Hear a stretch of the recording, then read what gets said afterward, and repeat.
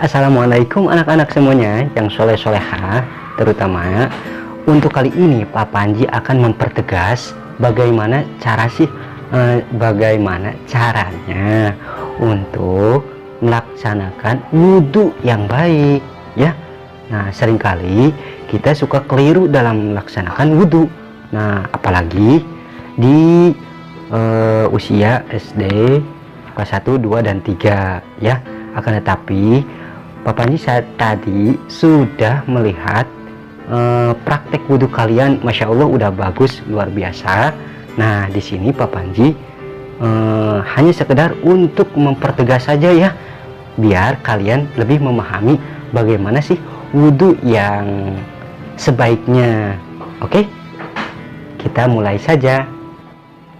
Nah, anak-anak, yang perlu kalian ketahui dan pahami pertama ya, sebelum memasuki tempat wudhu, kita harus tahu dulu nih, kita wudhunya di dalam sebuah ruangan atau di luar ruangan.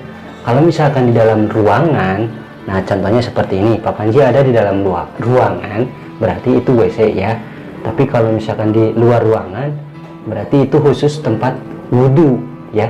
Nah, kalau misalkan di dalam ruangan ini, yaitu di dalam WC, itu pertama yang harus diingat, tidak boleh mengucapkan atau melafadzkan kalimat-kalimat atau membaca apa ya yang seharusnya dibaca pada saat wudhu. Contoh, membaca basmalah itu tidak boleh di dalam WC ya. Lalu bagaimana membaca basmalahnya atau niatnya? Nah, kalau membacanya itu di dalam hati saja ya. Nah, itu yang pertama harus kalian ingat. Tidak boleh membaca di dalam WC, akan tetapi membacanya di dalam hati saja. Oke? Nah, kemudian yang kedua, yang perlu kalian pahami juga saat mau wudhu. Pertama nih, lihat Pak Panji. Pak Panji tentunya menggunakan kopiah, peci. Nah, lalu dan bajunya panjang. Nah, harus perhatikan kalau misalkan kita wudhu memakai kopiah atau peci atau misalkan kerudung kalau perempuan, itu harus dibuka dulu. Nah, gitu ya. Kemudian yang lengan panjang ini, baju lengan panjang ini harus dipastikan dilipat terlebih dahulu. Oke? Dilipat supaya apa? Supaya nanti pas wudhu semuanya kebasuh. Gitu. Kalau misalkan tangan itu akan harus sampai sikut ya, siku gitu ya. Nah, harus dilipat dulu. Nah, itu dua hal yang harus diperhatikan. Kemudian yang ketiga, oh ini juga sama ya, celana harus dilipat juga ke atas gitu ya. Nah, seperti ini harus dilipat biar semuanya kebasuh. Kemudian setelah itu ya, masih ada jam tangan, kita buka dulu gitu ya. Nah, itu yang kedua. Kemudian yang ketiga, yang ketiga tadi seharusnya dikasih tahu dulu ya, sebelum memasuki WC ya di dalam ruangan ini, kita pastikan memasukinya dengan kaki kiri sambil membaca doa, tentunya di dalam hati. Jangan pas masuk WC kita baca gitu. Tapi kalau misalkan mau di luar dulu, baca dulu doa masuk WC, ya silahkan. Tapi yang tidak boleh itu di dalam WC. Oke? Nah, kemudian setelah 3 hal yang perlu diperhatikan, kemudian yang keempat ya. Nah, yang keempat ini Pak Panji lihat ya di video-video kalian semuanya. Tapi Pak Panji yakin, tapi Pak Panji salut ya, bangga kepada kalian semuanya, karena wudhunya udah bagus ya, mulai dari awal sampai akhir. Nah, di sini Pak Panji hanya menegaskan saja, oke, biar kalian paham ya, biar nanti kedepannya juga terbiasa saat dewasa. Oke? Nah, yang keempat ini yang harus diperhatikan adalah nih, kita mau wudhunya itu kita mau mengambil semuanya gerak-gerakannya atau mengambil yang rukunnya saja. Kalau misalkan mengambil semuanya, kita harus pastikan semuanya terbasuh. Oke? Nah, kemudian tadi Papa Anji lihat video kalian itu semuanya mengambil semua keseluruhan, mulai dari pergelangan tangan sampai kumur-kumur dan lain sebagainya. Nah, itu mulai dari awal. Nah, itu perlu kalian ketahui, itu mulai dari sunnah-sunnah dalam wudhu gitu. Ada beberapa sunnah yang dilaksanakan dalam wudhu, itu ada 10 ya.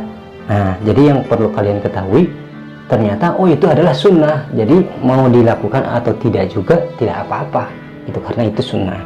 Nah, yang penting kalau misalkan dilakukan harus pastikan semuanya terbasuh. Oke? Nah, lalu ketika kalian membasuh ya, mulai dari pergelangan tangan, nah gitu. Nah, ini sunnah ini. Nah, yang hal-hal yang bersifat sunnah di dalam wudhu adalah pergelangan tangan ya, membasuh pergelangan tangan, kemudian kumur-kumur, kemudian kalau bahasa Sundanya nyirep cai sama nyebreng ke cai, yang ngorek-ngorek hidung gitu ya. Kemudian membersihkan bukan hasim gitu ya. Nah, kayak gitu. Setelah hidung dihirup, airnya di hidung, di dalam hidung gitu ya. Nah, gitu, itu sunnah ya. Nah, kemudian telinga. Nah, ini juga telinga, membasuh telinga itu adalah merupakan sesuatu yang sunnah ya. Tapi tidak apa-apa, kalian lakukan saja ya, lakukan saja. Yang terpenting saat membasuhnya harus diperhatikan. Oke? Nah, kita mulai saja ya. Karena kalian mulai dari awal, berarti Papa Anji juga akan mulai dari awal. Nah, sunnah dalam wudhu semuanya juga kegiatan diawali dengan basmalah. Nah, basmalah tentunya ini kan di dalam ruangan, di dalam WC, maka kita harus baca dalam hati aja.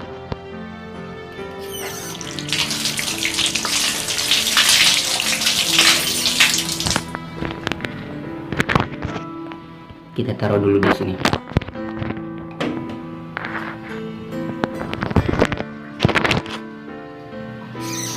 Nah, pertama kita membasuh pergelangan tangan, karena kalian dari awal ya.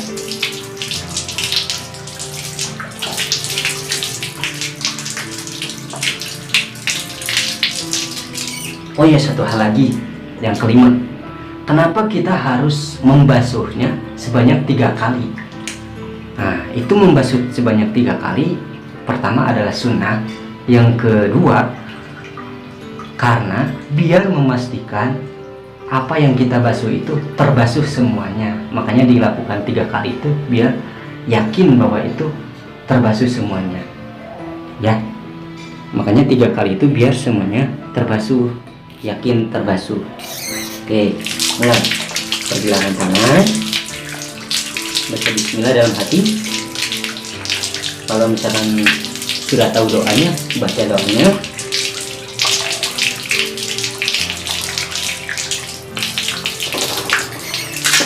Kemudian yang kedua, 3 kali juga pastikan semuanya terbasuh. Kumur-kumur.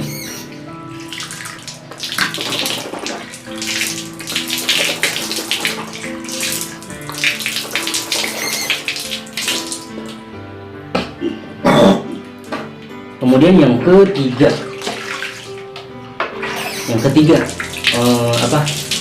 memasukkan air ke dalam hidung dan mengorek-ngoreknya gitu ya, membersihkan hidung.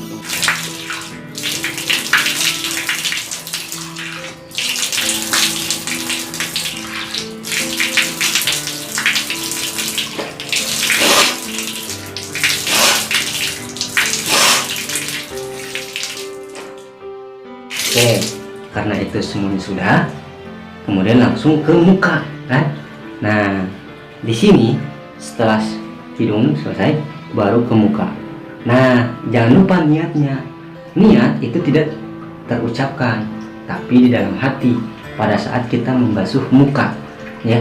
Kalau misalkan kalian tahu niat wudhu itu pastikan kalian bacanya dalam hati pada saat membasuh muka ya.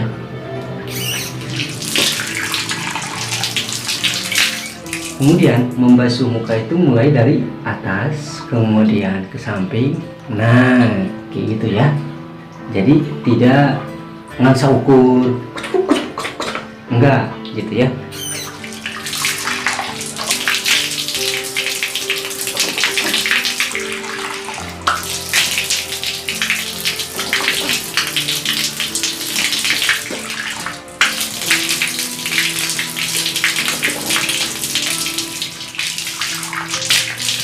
Oke, sudah membasuh muka 3 kali sambil niat dalam hati.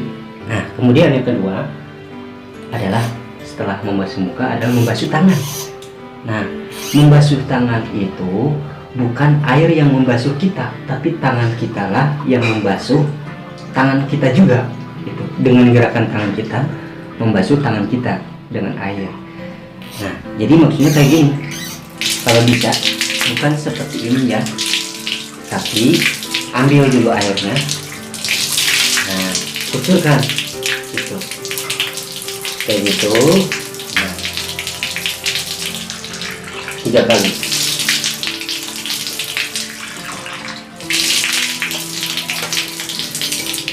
Kenapa sampai siku-siku? Karena ini itu wajib harus sampai siku, dan kalau bisa lebihin supaya batas sikunya terbasuh gitu ya. Jadi lebih 3 kali.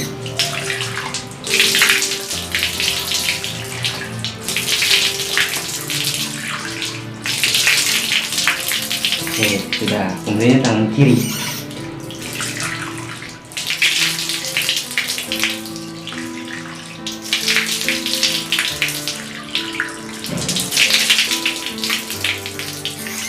Nah, 3 kali ya, lebih kayak gitu.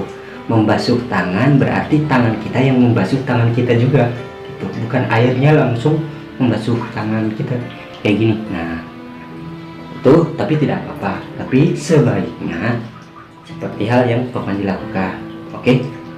Dan begitu banyak juga yang mempraktikkan wudhu oleh ustadz-ustadz yang lain juga ya, dalam sebuah keterangan juga. Kemudian nah, rambut, oke. Setelah tangan, rambut.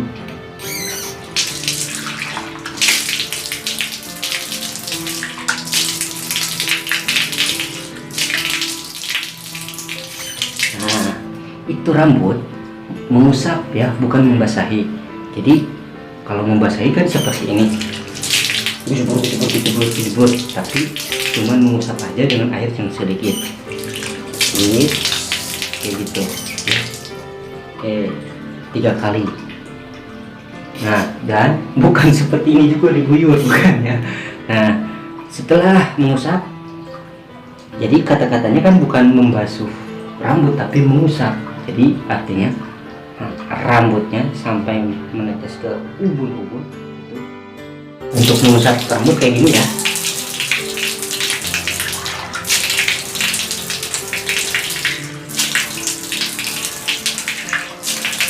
Nah, setelah itu kalau misalkan kita mau membasuh telinga, pastikan telinga bagian dalam sama luarnya itu harus terbasuh. Tidak langsung ukur kayak gini. Nah, enggak lah ya. Tapi bagian dalam sama luar juga harus terbasuh kalau mau yang dibasuh. Nah, itu walaupun sunnah tapi kalian harus tahu juga ya. Kalau misalkan mau telinga kanan dulu atau mau dua-duanya langsung, gini aja. Kalau mau dua-duanya langsung di sini, nah tangannya, nah kalau tangan kiri kanan dulu, telinga kanan dulu biasa seperti ini. Nah, telinga set gitu ya. Nah, telunjuknya dimasukin, jempolnya diputar gitu, jadi kebasuh telinga kiri dan kanan. Nah, pada saat membasuh kaki, kalian juga harus tahu kita harus membasuhnya seperti ini.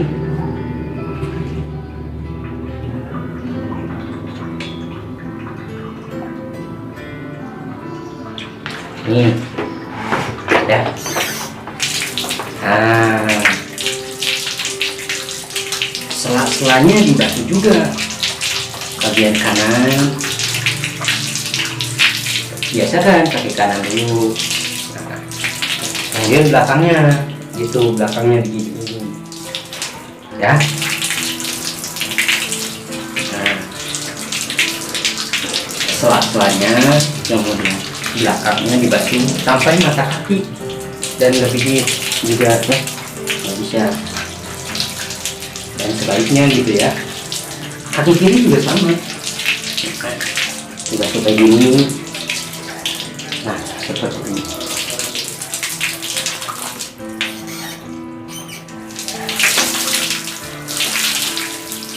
Nah, seperti itu. Lalu misalkan setelah wudhu kan biasanya ada doa setelah wudhu ya. Nah, jangan di sini kalau mau dibacakan oleh mulut kita, tapi di luar saja. Kalau mau di sini ya di dalam hati, gitu ya. Walaupun hanya sekedar membaca hamdalah saja, tapi ya sebaiknya tidak diucapkan di dalam WC, gitu ya.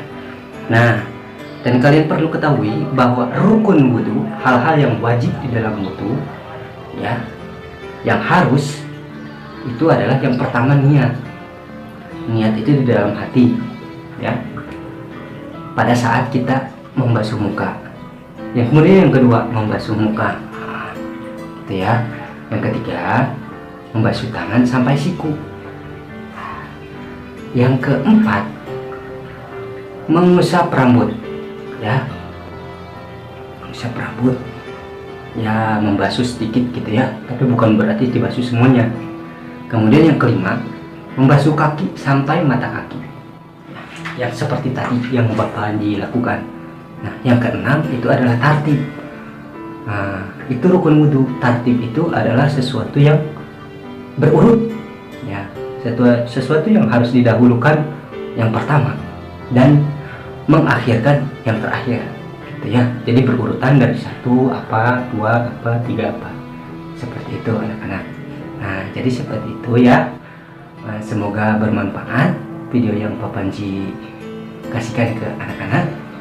Nah, walaupun begitu banyak praktik wudhu tak akan ditapikan karena Pak Panji ini adalah partner kalian, ya, teman kalian dalam belajar.